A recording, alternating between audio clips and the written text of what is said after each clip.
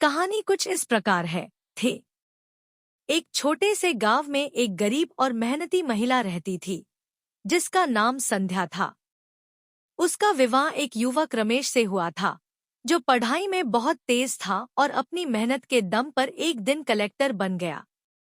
रमेश का अपने काम के कारण अक्सर घर से बाहर रहना पड़ता था और उसके पास गांव वापस आकर अपनी पत्नी से मिलने का भी समय नहीं रहता था। हालांकि रमेश की जिंदगी में काफी बदलाव आ चुके थे, लेकिन संध्या का जीवन वही था। उसके दिन मजदूरी करते और दूसरों के घर काम करते हुए कटते थे। एक दिन रमेश ने अपनी छुट्टी ली और अपनी पत्नी को बिना बताए गांव जाने का निश्चय किया। उसने सोचा कि वह भेष बदल कर जाएगा ताकि उसे कोई पहचान न सके और वह देख सके कि उसकी पत्नी कैसा जीवन जी रही है। साधारण कपड़े पहनकर वह गांव पहुंचा और एक मजदूर की तरह ही खेतों में पहुंच गया, जहां उसकी पत्नी काम कर रही थी। संध्या ने रमेश को नहीं पहचाना, क्योंकि वह साधारण मजदूर के रूप में उसके सामने खड़ा था। रमेश ने देखा कि उसकी पत्नी धूप में कड़ी मेहनत कर रही है।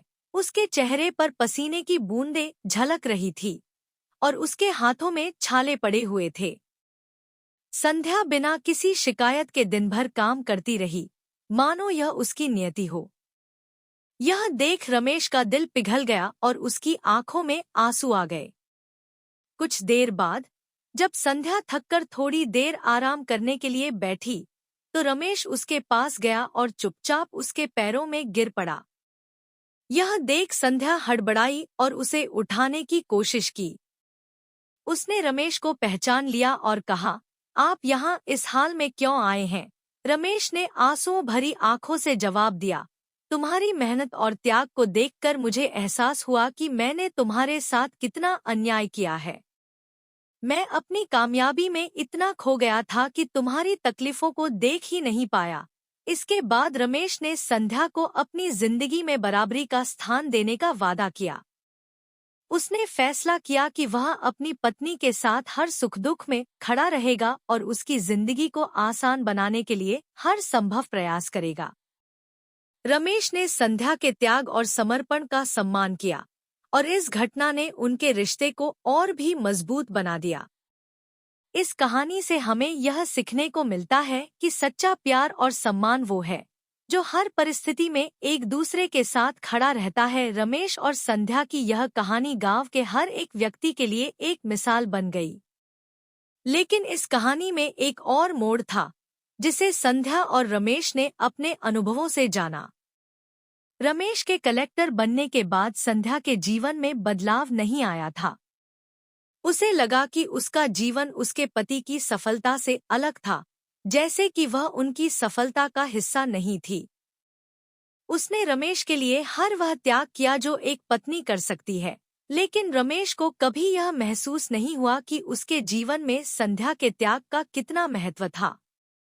संध्या ने अकेले ही सभी कठिनाइयों का सामना किया, रमेश के बिना अपने परिवार को सहारा दिया, अपनी मेहनत और लगन से हर काम किया। गांव पहुंचकर रमेश ने जब अपनी पत्नी को इस स्थिति में देखा, तो उसे एक गहरी पीड़ा का अनुभव हुआ। उसने अपने कर्तव्यों और अपनी पत्नी के प्रति अपनी लापरवाही को महसूस किया। उस रात रमेश अपने मन की बेचैनी के साथ गांव के उस पुराने घर में रुका जहां उसका और संध्या का बचपन बीता था। उस रात उसने संध्या के लिए अपने दिल में एक गहरी माफी मांगने का निश्चय किया और यह सोचने लगा कि कैसे अपने जीवन के हर निर्णय में संध्या को शामिल करेगा। अगले दिन सुबह रमेश ने संध्या को अपने पास बुलाया और एक अनौपचारिक ढंग से कहा, संध्या, मैंने तुम्हारे त्याग को कभी महसूस नहीं किया था। आज मैं तुम्हारे सामने खड़ा हूँ और मुझसे यही वादा चाहता हूँ कि हम अब इस जीवन को मिलकर जिएंगे। मैं चाहता हूँ कि तुम मेरी सफलता का हिस्सा बनो। संध्या, जो अपनी स्वाभिमानी थी और अपने पति से कभी कुछ मांगना नहीं चाहती थी, यह सुनकर थोड़ी असमंजस में पड़ गई। उसने कहा, आपने जो कुछ भी किया है वह अपने परिवार के लिए किया है और मैं इसमें संतुष्ट हूँ। मुझे आपकी सफलता में हिस्सेदारी की चाहत नहीं है।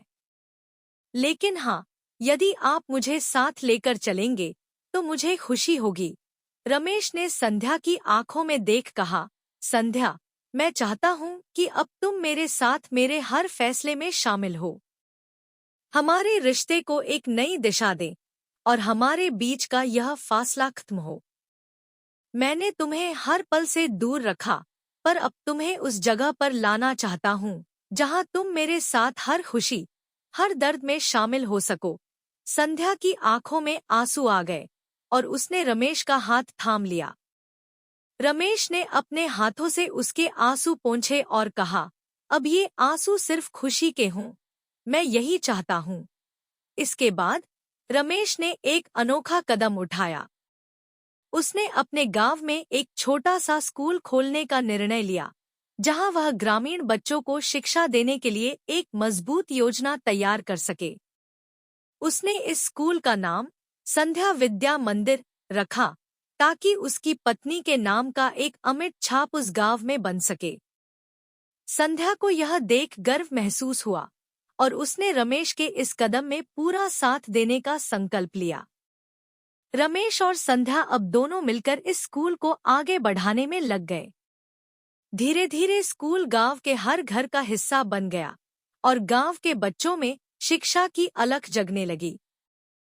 संध्या ने गांव की महिलाओं को आत्मनिर्भर बनने के लिए प्रोत्साहित करना शुरू किया। उसने उन्हें सिखाया कि वे कैसे अपने हुनर का इस्तेमाल कर अपने जीवन को बेहतर बना सकती हैं। समय बीतता गया और रमेश और संध्या का रिश्ता पहले से भी मजबूत हो गया। गांव वालों ने भी दोनों की जोड़ी को सराहा और उनसे प्रेरणा लेने लगे। गांव में शिक्षा और आत्मनिर्भरता का एक नया माहौल बन गया और यह सब संभव हुआ रमेश और संध्या के साथ के कारण। रमेश ने महसूस किया कि केवल शिक्षा ही एकमात्र रास्ता है जिससे गांव का विकास संभव है। वह बच्चों के लिए हर संभव सुविधा देने लगा ताकि वे अपने जीवन में सफल हो सकें। संध्या भी अब पढ़ाई करने लगी ताकि वह बच्चों को शिक्षित करने में रमेश का हाथ बंटा सके। उन दोनों के इस मेहनत और त्याग के बाद गांव में शिक्षा का स्तर बढ़ने लगा और ग्रामीण जीवन में एक सकारात्मक बदलाव आने लगा। रमेश और संध्या की इस साझेदारी ने न केवल गांव को बल्कि उनके खुद के रिश्ते को भी एक नई दिशा दी। अंततः यह कहानी सिर्फ एक कलेक्टर और उसकी पत्नी की नहीं, बल्कि उस प्रेम, सम्मान और समर्पण की कहानी है जो हर रिश्ते में होना चाहिए। रमेश और संध्या ने यह साबित कर दिया कि जब दो लोग सच्चे मन से एक दूसरे के साथ खड़े होते हैं तो वे न केवल अपने जीवन को बदल सकते हैं, बल्कि समाज में भी एक अमूल्य योगदान दे सकते हैं।